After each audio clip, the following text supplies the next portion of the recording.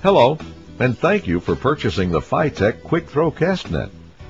Over the next few minutes, you'll see how to have more fun with a cast net than you ever thought possible. First, let's take a close look at the design of your cast net. There's a ring in the center of the net. Around the outside edge are lead weights. The outside edge with the weights is connected by multiple braille lines that extend through the horn and ring to the hand line. At the end of the hand line is a loop that will attach to your wrist. When the cast net is thrown, it uses centrifugal force to fan the net open on its way to the point where it hits the water. The net is spun from the ring in the center, and the weights fly to the outside away from the center of rotation. Here's how you throw your net, step by step. Start by slipping the looped end of the hand line around your wrist, then loop the slack rope into your throwing hand. Pick up your cast net by the ring. Hang the ring from the fingertips of your throwing hand with your knuckles pointing out and on top. Notice the excess hand line is on top of the ring. With your opposite hand, grab the lead weight that is directly below your throwing hand, like this. Be sure to drape the entire portion of the lead line edge into your throwing hand along with the ring and rope. Now you're ready. Begin your throw from a dead stop position about 270 degrees from your target. During the first half of your turn, concentrate on gently forcing the weights to pull away from your body by turning as fast as possible without overpowering the net. With larger nets, the turn starts slower. When you're throwing the cast net correctly, you'll see centrifugal force cause the weights to fan out from the center as the net begins spinning faster. This is the critical moment for every throw. Now finish off the last quarter of a turn toward your target by powerfully whipping the weights into a high-velocity spinning motion. Release the ring with a flick of your wrist as if you were releasing a discus. Let's see that again. That's all there is to it. Okay, now let's review. This time we'll spread out the net to give you another view. Look at the net as if it were a clock.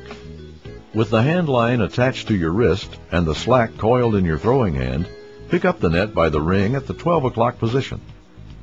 Use your opposite hand to follow the net directly below your throwing hand from the ring to the 12 o'clock position on the lead line edge of the net. Now drape this portion of the edge over the ring and hold it in place with the thumb of your throwing hand. Begin your throw from a dead stop position about 270 degrees from your target. During the first half of your turn, concentrate on gently forcing the weights to pull away from your body by turning as fast as possible without overpowering the net.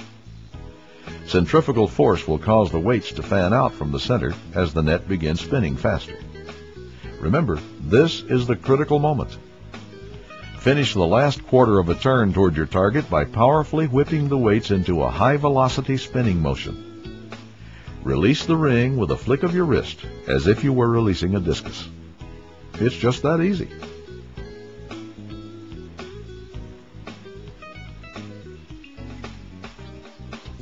Here you see three pre-rigged nets, a 4-foot, a 5-foot, and a 6-foot, ready to be thrown. To pre-rig a net, you lay the lead line on the ring with the rope, and it's ready to go. We'll start with the 4-foot net and work our way up to the 6-foot net. Always remember to place the hand line around your wrist before you throw. Notice as the three nets are thrown how the spin begins slower with the larger nets and ends faster. With the 4-foot net, you line up with the target and begin your spin from a dead stop position. The bottom side of the net is facing your body. As you rotate your body, the weights begin to levitate. You want to make certain that the bottom of the net opens flat against the water. Concentrate on getting the mass of weights into the air and level with the ring during the first half of your spin. The last quarter of the turn just prior to release, centrifugal force takes over. Now, heave the net with the necessary force to reach your target, giving it a flick of your wrist as you release. This is a 5-foot net. Notice how you start your spin more slowly and finish it more quickly. Let's see that again. Now we'll throw the 6-foot net. Although it is physically larger than the other nets, you use the same technique. You start a little slower and spin it faster at the end of your rotation. And always use a smooth, fluid throwing technique. Never jerk the net. It's easy. You'll be throwing like a pro in no time. Now here's another technique for those short throws. Rig the net the same way as before for the one-handed throw. Only this time, face the bottom of the net away from your body toward the target. Use your opposite hand to grasp a portion of the weight line about 30 inches away from your pinky finger on your throwing hand. Look, this net is almost open already. Rotate your body back 3/4 of a turn and spread the net over your target, much like tossing a tablecloth over a round table. Remember, you're still essentially fanning the whole net out with your ring throwing hand. You should let the net gently pull away from your opposite hand that holds the lead line. With a little practice, you'll have this technique mastered in no time. Next, we'll talk you through another type of throw where you'll be casting your net backhanded with both hands. Many people feel this is the best technique for throwing larger nets. Unlike the sidearm overhanded discus-style throws you've seen so far, this two-handed throwing technique is accomplished underhanded. Use the technique demonstrated here in reverse if you're left-handed.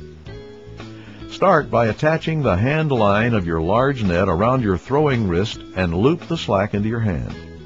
Pick up the ring with the horn pointing up like this. Raise your net with your left hand until it's fully extended and the mesh is taut.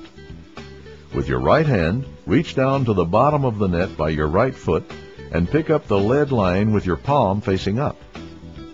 Raise your right hand with the lead line directly above the ring, grasping the ring underhanded with your fingers on the bottom and your thumb on the top. Notice how the lead line is now divided into two pieces hanging down. Remember, this time you'll be throwing your net underhanded, like throwing a large floppy frisbee. Position yourself for the throw.